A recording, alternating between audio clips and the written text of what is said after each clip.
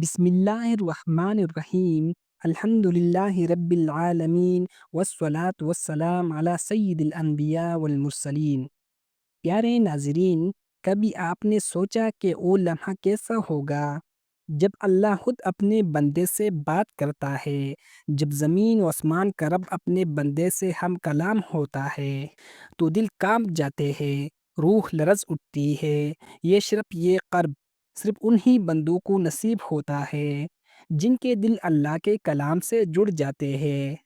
اللہ تعالیٰ نے قرآن پاک میں فرمایا، وَكَلَّمَ اللَّهُ مُوسَىٰ تَكْلِيمًا، ترجمہ، اور اللہ نے موسیٰ علیہ السلام سے براہ راست کلام کیا۔ سورۃ النساء آیت نمبر 164۔ یہ وہ مقام ہے جہاں ایک بشر کو رب العالمین کی آواز سننے کا شرف ملا۔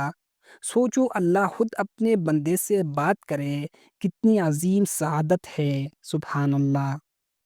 دوسری جگہ قرآن میں ارشاد باری تعالیٰ ہے، جب تم قرآن پڑھو تو اللہ سے پناہ مانگو کیونکہ تم ابھی اللہ سے بات کرنے والے ہو۔ امام حسن بصری رحمۃ اللہ علیہ فرماتے ہیں، جب بندہ نماز میں قرآن پڑھتا ہے تو اللہ تعالیٰ بندے کو جواب دیتا ہے۔ یہی وہ لمحہ ہے جب رب اپنے بندے سے ہم کلام ہوتا ہے۔ رسول اکرم صلی اللہ علیہ وآلہ وسلم نے فرمایا، جب بندہ نماز میں کہتا ہے الحمدللہ رب العالمین تو اللہ تعالیٰ فرماتا ہے، میرے بندے نے میری حمد بیان کی۔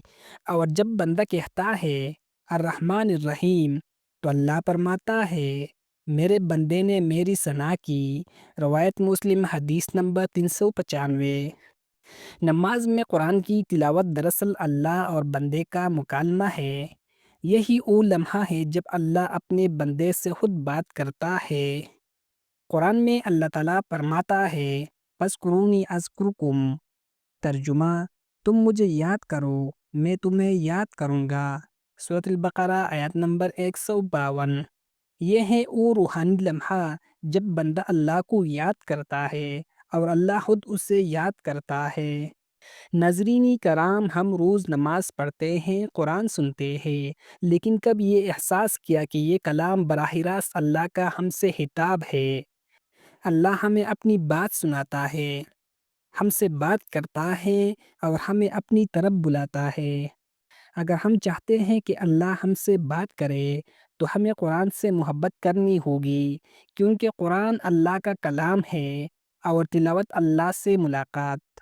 آئیے دل سے یہ دعا مانگے، یا اللہ ہمیں قرآن سے سچی محبت عطا فرما اور ہمیں ان خوش نصیبوں میں شامل فرما جن سے تو خود بات کرتا ہے۔ کمنٹس میں لکھ کے یا اللہ مجھے اپنے کلام کا عاشق بنا دے، اور اس ویڈیو کو شیئر کرے تاکہ ہر دل اللہ کی محبت سے روشن ہو جائے۔ جزاک اللہ۔